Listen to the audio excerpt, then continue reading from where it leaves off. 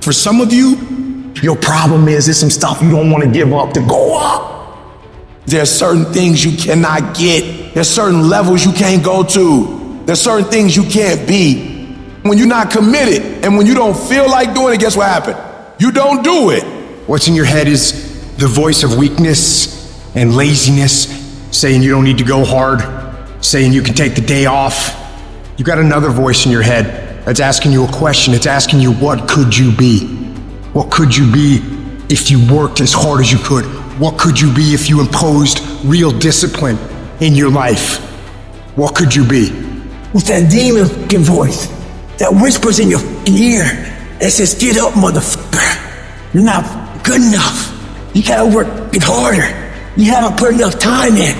We don't like that feeling. We don't like that challenge. We like that person who says, hey, it's okay, brother. We'll take a day off, man. We'll get a pizza and watch the game. We like that. We love that feeling. Why? Because you understand, man, we're good, bro.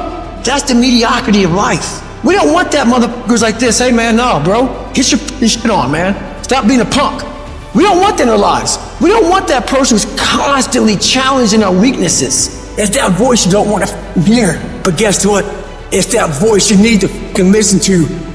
I don't know where you're gonna end up if you implement discipline into your life, if you start lining up tasks and smashing them, if you start aggressively pursuing your goals. I don't know where it's gonna end up, but you know what? I got an idea. Let's find out. Let's find out where it ends up. Let's find out where it goes when you implement discipline in your life and you start getting after it. I'm talking about being self-regulated, where you don't need nobody to wake you up in the morning. You don't need no alarm clock. You don't need a teacher telling you what you should and shouldn't be doing. You need to fucking work harder. You need to fucking discipline your mind better. And so many people just want it the easy way. We put a governor on our brain. The second we feel pain, discomfort, suffering, we slow down. We stop. You want a badass life? Then we gotta have fucking hardcore rules. No weakness. Everybody has 60,000 to 70,000 thoughts going through their mind a day. Now, the thoughts y'all fucking had yesterday, you think those same thoughts are gonna come today? Yes. You know why? Because if nothing fucking changes, nothing fucking changes. You wanna know why your mindset's not changing? You wanna know why your beliefs not changing? Because you have the same fucking record playing in your fucking head every day about how today's gonna go. Every day when you wake up, you got two options. You can look at the clock and hit the snooze. You can look at that snooze button, boom. You can hit the snooze button and go back to bed and dream about what you want to have. Right there with your comfortable pillow, you dreaming about what you want to be.